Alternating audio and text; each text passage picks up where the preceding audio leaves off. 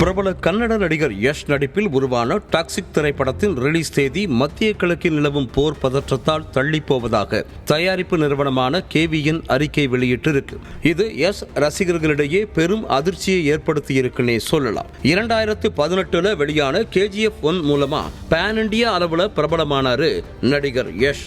இவரோட அற்புதமான நடிப்புல வெளியான இந்த திரைப்படத்துக்கு மக்களிடையே மிக பிரம்மாண்டமான வரவேற்பு கிடைச்சது. இதன் மூலமா தனக்கென ஒரு ரசிகர் பட்டாளத்தையே உருவாக்கினார் யஷ். தொடர்ந்து இவரோட ரசிகர்களுக்கு தீனி போடும் விதமா 2022 KGF 2 வெளியாச்சு. அதுவும் சூப்பர் ஹிட் கொடுத்துச்சு. அதுக்கப்புறம் எப்படா இவரோட படம் வரும்னு ரசிகர்கள் எதிர்பார்த்து கொண்டிருந்தப்பதான் டாக்ஸிக் திரைப்படம் குறித்த அறிவிப்பு வெளியாச்சு. KVN தயாரிப்புல கீது மோகன்தாஸ் இயக்கத்துல யஷ், நயன்தாரா ஆகியோர் நடிப்புல மிக பிரம்மாண்டமா உருவாகி இருக்கு டாக்ஸிக். இத்திரைப்படம் வரும் மார்ச் 19 வெளியாகும்னு படக்குழு அதிகாரப்பூர்வமா அறிவிச்சிருந்தாங்க.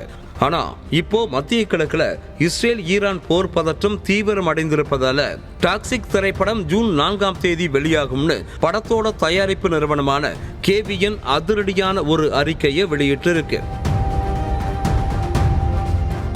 யஷ் நடிப்புல 4 வருடங்களுக்கு அப்புறமா ஒரு திரைப்படம் ரிலீஸ் ஆகிறதால ரொம்ப ஆவலோட எதிர்பார்த்து காத்து கொண்டிருந்த அவரோட ரசிகர்களுக்கு இது அதிர்ச்சியை ஏற்படுத்தி இருக்கு. இது தொடர்பாக KVN வெளியிட்ட அறிக்கையில் ஈரான் மற்றும் இஸ்ரேல் இடையேயான போர் காரணமாக மத்திய கிழக்கு நாடுகள் பெரிய பாதிப்பை சந்தித்து வரும் நிலையில் ஓவர்சீஸ் வசூல் பாதிக்கும் என்பதால் படத்தின் ரிலீஸ் தேதியை ஜூன் 4 தள்ளி வைப்பதாக குறிப்பிட்டிருக்கு. மேலும் தங்கள் பங்குதாரர்களின் நலனுக்காகவும் பார்வையாளர்களின் நலனுக்காகவும் இந்த கடினமான முடிவை எடுத்திருப்பதாகவும் அந்த அறிக்கையில சொல்லியிருக்காங்க. என்னதான் இருந்தாலும் இது KVNக்கு சோகமான நியூஸ் தான். ஏற்கனவே அவங்களோட தயாரிப்புல உருவான விஜயின் ஜனநாயகன் தள்ளி போச்சு.